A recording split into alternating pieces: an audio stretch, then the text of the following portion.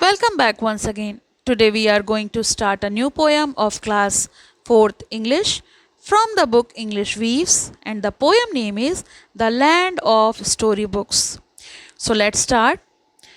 इस पोयम में एक बच्चे की कल्पना शक्ति को और किताबों के प्रति उसके गहरे प्रेम को दिखाया गया है कि किस तरह से वो किताबें पढ़ते हुए अपने जीवन को जादुई और रोमांचक बना लेता है। उसकी कल्पना शक्ति इतनी साधारण नहीं है, वो असाधारण है और उसने अपनी कल्पनाओं को ऐसी जगह पहुंचा दिया है जो रियल में नहीं है। तो चलिए पोयम देख लेते हैं कि पोयम में कैसे बच्चे की कल्पना शक्ति को दिखाया गया है। At evening, when the lamp is lit, around the fire my parents sit. They sit at home and talk and sing, and do not play at anything.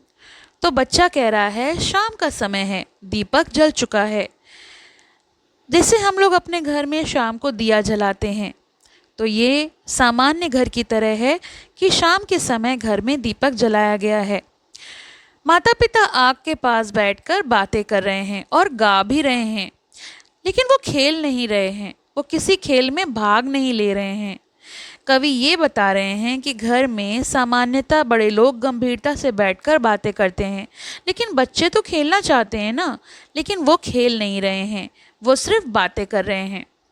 Now with my little gun I crawl all in the dark along the wall and follow round the forest track away behind the sofa back.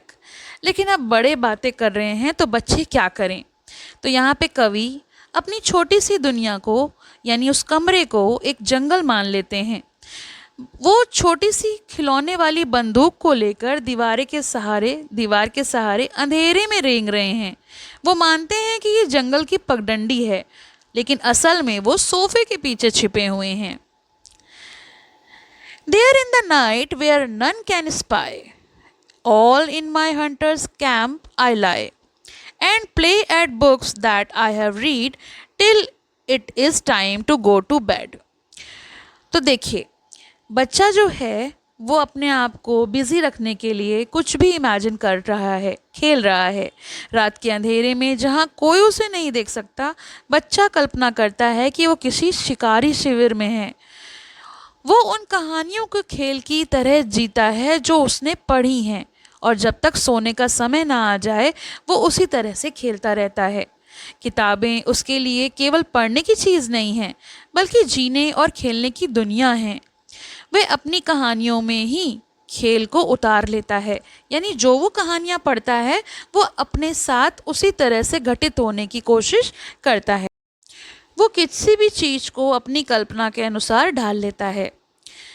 There are the hills, these are the woods, these are my starry solitudes, and there are the river by whose brink the roaring lions come to drink.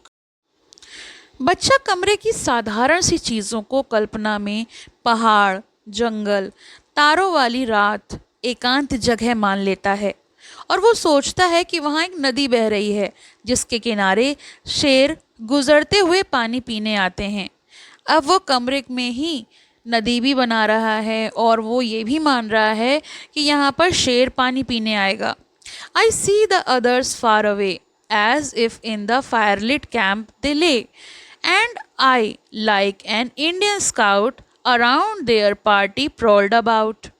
फिर वो कहता है कि दूसरे लोग दूर किसी अग्नि प्रकाशित शिविर में लेटे हुए हैं। वो खुद तो एक शिकारी शिविर पे है और दूर एक अग्नि प्रकाशित शिविर में कुछ लोग हैं। वह स्वयं को भारतीय जासूस की तरह उनके चारों ओर चुपचाप घूमकर उनकी जासूसी करते हुए पाता है। इसमें वो अपनी बहादुरी और अपने रोमांच को दिखा रहा है कि वो एक जासूस है और वो गुप्त साहसिक काम करता है।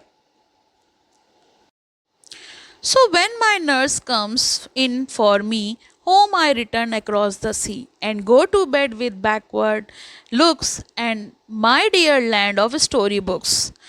आखिरी में कहता है कि जब उसकी आया उसे लेने आती है तो वह अपनी कल्पना लोक की दुनिया से समुद्र पार करके घर लौट आता है, यानी जो भी वो अभी तक कुछ कल्पना कर रहा था उससे लौट आता है और वो बिस्तर में सोने के लिए चला जाता है, क्योंकि अब आया जो आई है वो उसको सुलाएगी।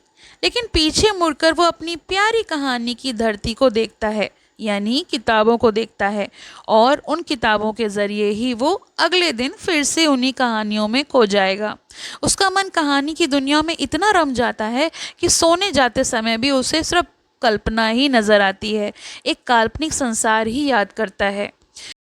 सो this poem is composed by Robert Louis Stevenson, और उन्होंने इस कविता के माध्यम से एक बच्चे की कल्पना शक्ति को बताया है कि वो क्या सोच सकता है, कितना इमेजिनेटिव हो सकता है।